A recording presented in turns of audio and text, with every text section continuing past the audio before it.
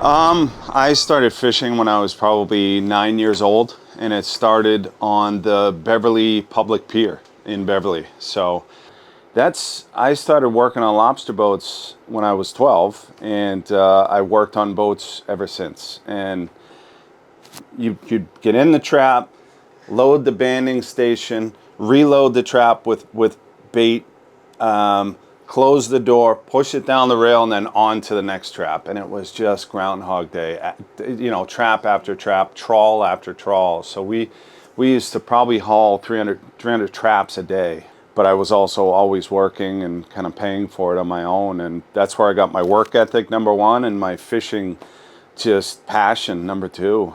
What I do now, tuna fishing and charters, is so easy in comparison to all that work. It is. So I was probably 19 when I saw my first tuna. So I was fishing behind Baker's with a charter, and I see these explosions, these vertical splashes, probably about 5 miles away, because it was clear as could be out there, flat calm. So I grabbed the binoculars and I look and I go, oh my God, those are tuna fish. We went out there and we saw this display of life. They're called pelagics. They're a highly migratory species. Bluefin tuna is, and so they're one of the quickest, one of the fastest fish in the ocean. So it took me probably about the next 4 months to finally get one to bite a plug. I asked all kinds of questions. People will know what they're doing, and didn't get them to the boat. That happened for about the next year and a half. A year and a half later, I'm by myself, and I'm fishing for commercial striped bass. 2 minutes later, this thing goes off, and it went nuts, and probably took 400 yards of line, and I maybe had 500 yards on that reel. So I knew I had to put the boat in gear and go chase it. So I did that for 3.5 hours, all by myself, and I finally, it was only maybe a 55-inch tuna. Now I can't stop. I cannot stop, because small tuna become medium tuna become giant tuna, and that's kind of the progression in my life. I've just been chasing after these damn things. For a 900-pound tuna, these are the hooks we use. Look at how small that is. That's it. Oh wow. That is it. I'm sorry if this is boring, but we have to take these alcohol swabs, swab the whole line before we put it in the water column, or as it's going in the water column, because our fingerprints are on it. These tuna are so smart, and they have such good vision that they'll see a fingerprint on the line. Yeah, it's nuts. It's maddening. They're really smart. It's mostly crazy about their vision. They can just see everything. They'll see something wrong in that water column, and just move on, and your day is done. Yeah. I know I've lost fish that were over 1,000 pounds. Yeah, it's always the one that got away, though, right? I always talk about it like a gambler's mentality. You got to know what it's like to lose, to want to win again, and all I can think about is the ones that I lost. I don't think about the ones that I got. They're gone. They're past. I just don't give a shit anymore. I want that one that got away. They'll haunt you. They'll kill you.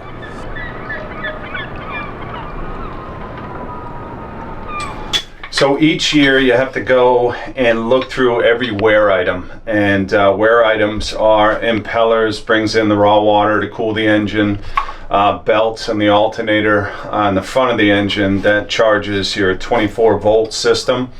And yesterday I basically checked all the filters, replaced all the filters, opened all the through holes, and started up the generator.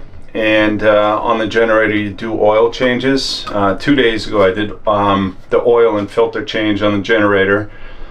Today, since I already did the belts on this, I have to do a valve adjustment on the engine. That's to ensure that it's running correctly, and that each cylinder gets the proper amount of maintenance and all the clearances are correct. So also I'm going to take these out and clean them. Those are filters for the turbos on the exhaust on the engine.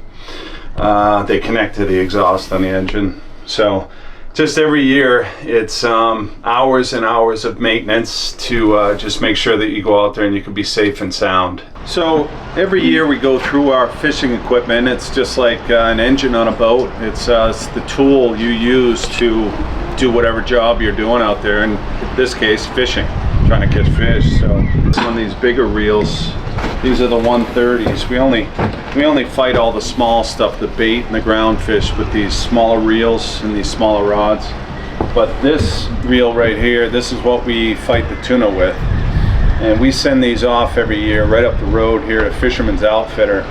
And he takes the side plate off and he looks at the guts of every reel. And if you're using them like we do, which is every day, all day long in the summer, they go through a lot of abuse, so there's a lot of wear items in there. So gut them, look at every wear item that has wear on it, replace it, put it all back together, lube it all up, and then you're ready to go. A tuna fish will find a weakness on everything.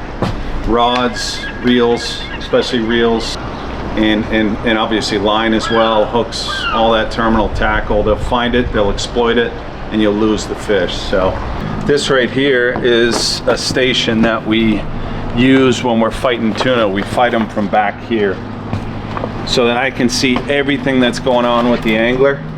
So this, oh, it's a little rusty from the winter, but again, maintenance. So I have to get at this. We're just coming out of a winter, and this is the type of corrosion that you see. So that kills me right there.